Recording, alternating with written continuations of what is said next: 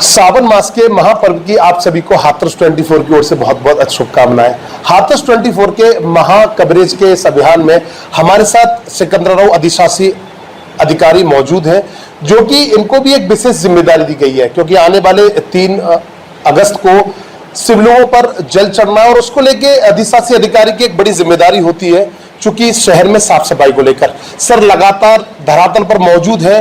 रात के समय भी देखा जा रहा है और ऐसे समय भी सर को देखा जा रहा है कि जब जनता सो चुकी होती है और सर लगातार वहां धरातल पर अपने काम को अंजाम दे रहे होते हैं। सीधा सर से बात करते हैं, जानते हैं कि इन व्यवस्थाओं को लेकर सर क्या क्या तैयारी कर ली गई है। सर पहले तो नमस्कार, हाथरस 24 को आपको शुभकामनाएं। सर मेरी तरफ से भी आपको शुभकामनाएं, मेरी नगर को जनता को भी शुभकामनाएं। सर जैसे कि सावन की जो महीना चल रहा है, आज से यात्रा आरंभ हो गई है और लगातार उत्तर प्रदेश सरकार ने भी निर्देश दिए साफ सफाई को लेकर, सर क्या क्या तैयारी सुनिश्चित की गई है? सर तो नगर पालिका की तरफ से एक तो हम लोगों ने पूरे जो हमारा कांवड़ मार्ग है उसकी साफ सफाई कराई है जी।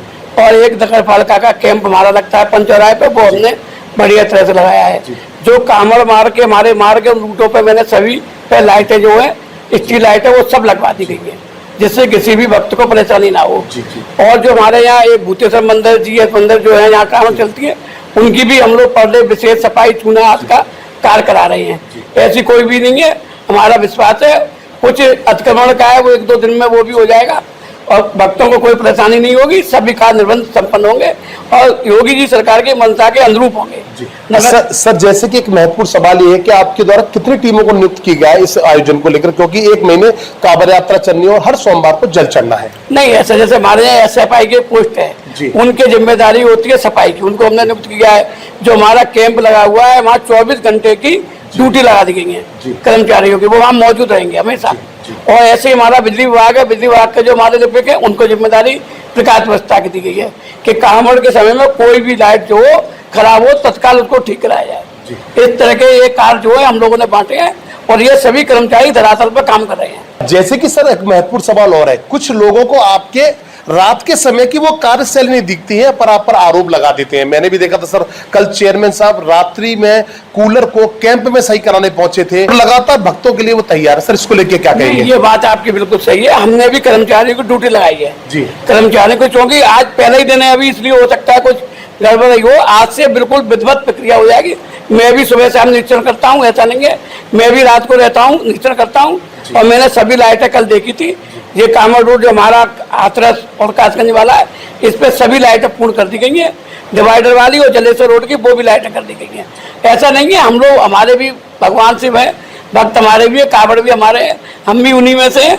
तो ऐसा नहीं है कि कोई परेशानी नहीं, हम लोग निरंतर सड़क पे हैं और कार्य कर रहे हैं और कोई कमी होगी, कुछ बात होती है तत्काल उसे ठीक कराएंगे।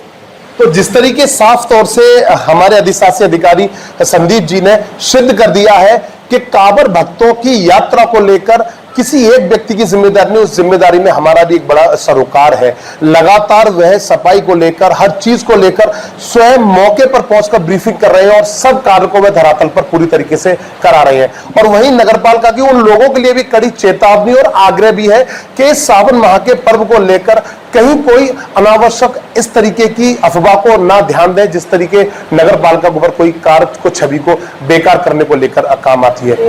एक महत्वपूर्ण आदेश अभी ईओ साहब ने बताया है कि कुछ मीट और जो अनावश्यक रूप से बिरयानी वगैरह बेच रहे हैं, इनकी दुकानों को भी बंद करने का भी कहीं ना कहीं आदेश आया है। सर क्या है उस आदेश को लेकर? वो ये है कि शासन से भी ये निर्देश, जिला प्रशासन के निर्देश है कि जो हमारा कांवड़ मार्ग है उस मार्ग पे कहीं भी मीट की जो दुकान है, मीट रंग के, उनको जो बिल्कुल बंद करा दिया जाए। तो एडीएम साहब की हमारी मीटिंग में भी एडीएम साहब ने हमको भी और हमारे सीओ साहब को भी निर्देश दिया था कि कोई भी दुकान 1 महीने तक जो कांवड़ यात्रा मार्ग में पड़ती है वो ना खुले। तो उस पर हम लोगों के द्वारा जो निरंतर किया जा रहा है और वो दुकानें 1 महीने तक बंद रखवाई जाएंगी। तो जिस तरीके देखा, ये पूरी तरीके से उत्तर प्रदेश सरकार के निर्देशन में अब सिकंदराव के प्रशासन ने भी सुनिश्चित कर लिया है कि कांवड़ यात्रा को वे संपन्न और सुगम और अपने नेतृत्व में पूरी तरीके से चलाएंगे। सिकंदराव से मोहित कुमार साहब, पवन कुमार, हाथरस 24, सत्य की राह पर।